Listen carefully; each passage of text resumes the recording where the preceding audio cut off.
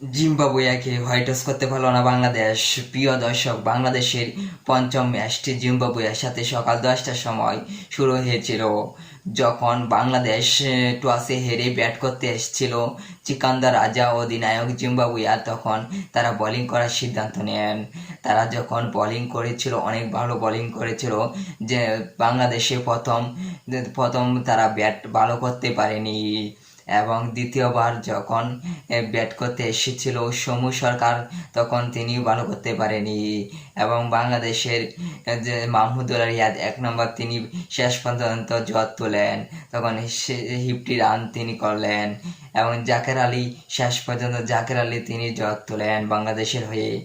এবং বাংলাদেশের শেষ পর্যন্ত 154 রান করে তিনি শেষ করেন। এবং জিম্বাবুইয়া প্রথমে ব্যাট করতে এসে তারা অনেক বড় জুটি করেন। তারা অনেক বল হাতে রেখে 8 ওভার 5 বলের খেলা জিতে নিলেন। এবং খেলা আপডেট পাওয়ার জন্য চ্যানেলটি সাবস্ক্রাইব করে আমাদের সঙ্গে থাকুন। চ্যানেলটি সাবস্ক্রাইব